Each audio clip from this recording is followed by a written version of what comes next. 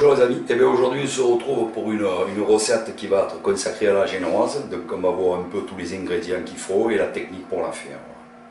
On va rester simple, on va faire une génoise nature. Hein, voilà. Et après on verra quelles utilisations on peut en faire éventuellement comme gâteau, tout ça. Hein, voilà, tout est le programme. Bon, je vais travailler moi au batteur. Mais je vais vous expliquer comment, si vous n'avez pas de batteur, comment faire pour monter votre génoise, votre biscuit roulé. Alors, vous prenez, au lieu de casser les œufs dans un cube à batteur, comme j'ai fait, vous prenez un saladier, comme ceci en pyrex, qui puisse aller sur le feu.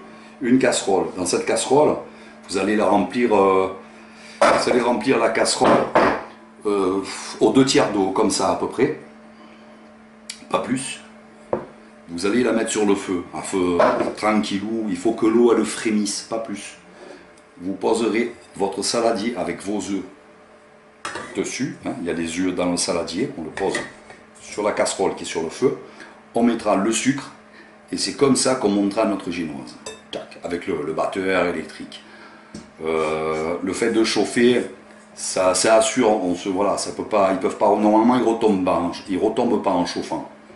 Et il monte plus vite. Au batteur, on peut se le permettre de ne pas chauffer parce que le mouvement très rapide du batteur, plus rapide que le batteur à main, il va compenser le risque de retomber de la génoise, tout simplement. Et ça ira presque aussi vite. Voilà, donc vous savez, si vous n'avez pas de batteur, comment faire. 1/3 d'eau au fond de la casserole, on la fait juste frémir sur le feu, il ne faut pas qu'elle boue un gros bouillon.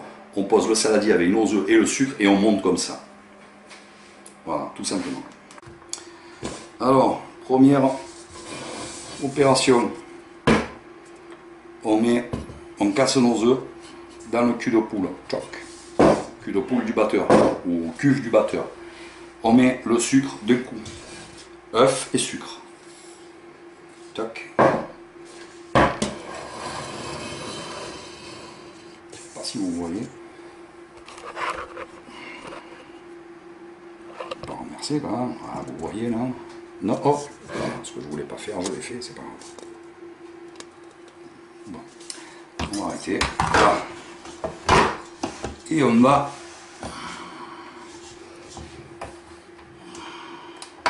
y aller. Franco, on n'attend pas 2 heures, sinon le sucre fait cuire les jaunes d'œufs. Hein. Ça les coagule. On va commencer à vitesse 2.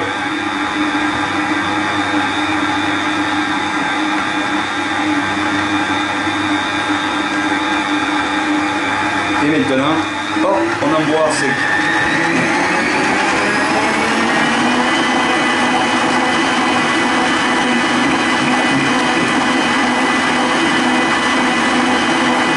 Je vous retrouve après.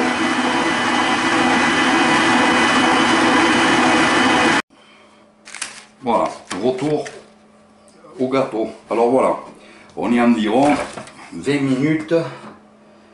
On est environ entre 15 et 22 minutes après le démarrage à fond.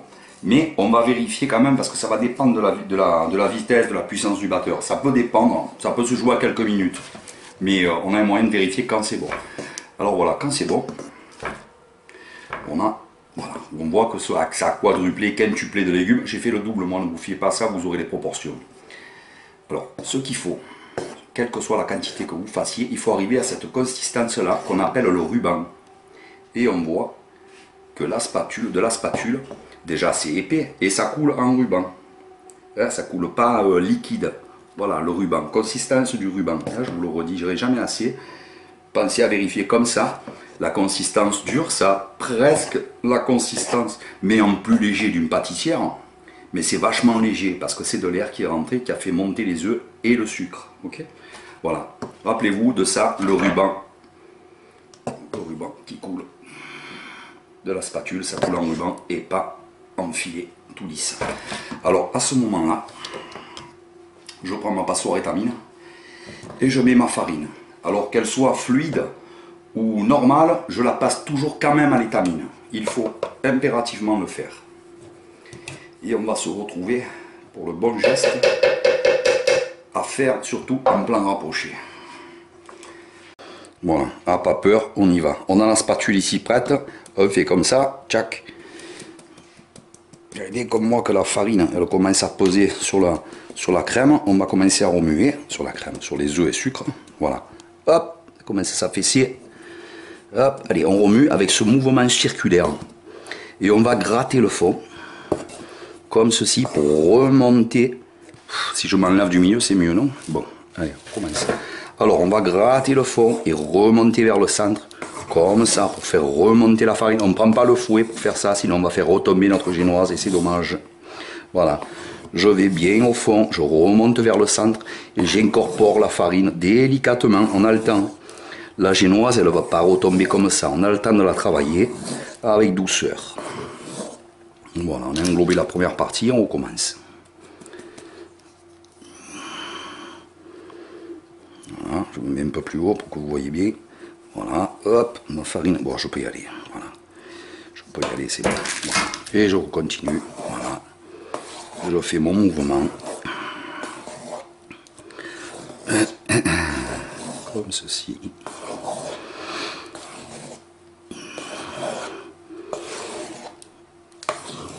Voilà, tant que je vois des morceaux de farine qui ne sont pas bien mélangés, mais je continue ce mouvement. Je vais bien gratter les bords, je vais bien en bas au fond gratter et je remonte. Voilà. Ce mouvement-là, on ne pourra pas le faire avec une machine. Obligatoirement pour la génoise, on travaille comme ça, sinon on la casse. On casse sa légèreté.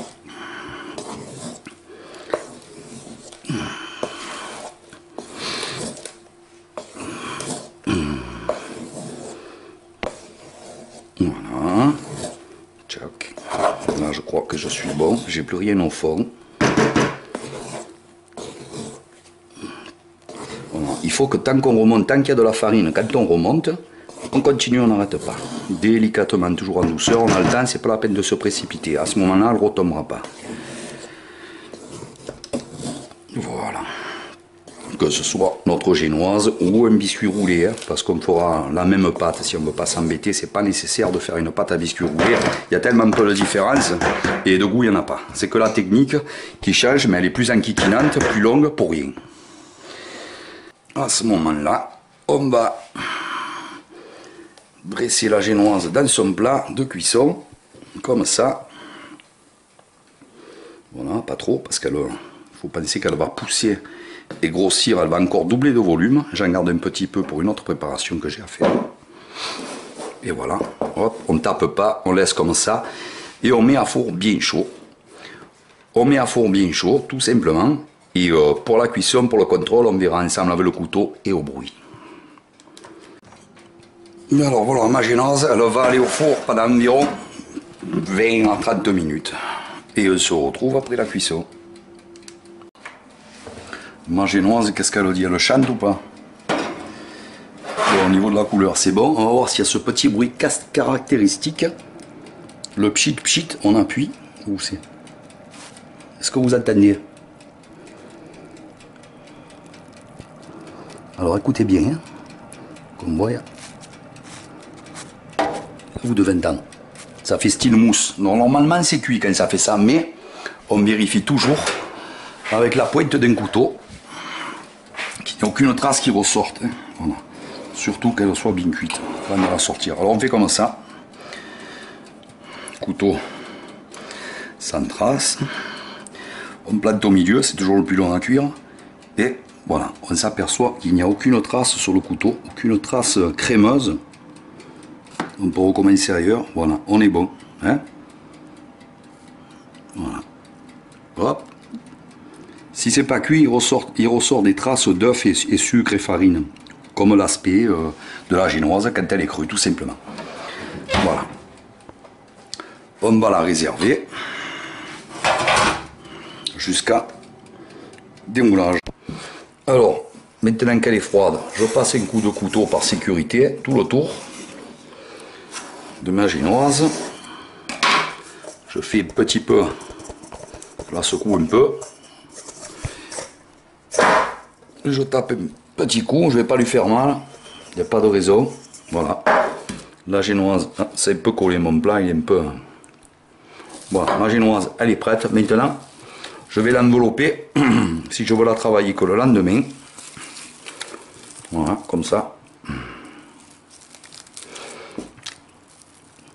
Et elle rassira beaucoup moins et elle sera mieux à travailler le lendemain toujours. C'est-à-dire qu'on pourra la couper non pas qu'une fois, mais 2 fois dans sa largeur pour faire 3 parties. Voilà. Et faire un gâteau avec 2 couches de crème. 2 couches de crème identiques ou différentes. Quand on fait une forêt noire génoise au chocolat, on met une couche de chantilly avec les bigarreaux et une couche de mousse au chocolat. Donc là, voilà. Je l'enveloppe correctement.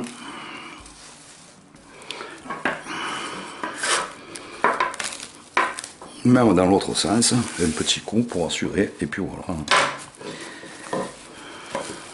C'est pas fragile au point de ne pas pouvoir la prendre à la main, il n'y a pas de souci. Voilà, ça suffit. Je fais un pan de papier, mais ça suffira.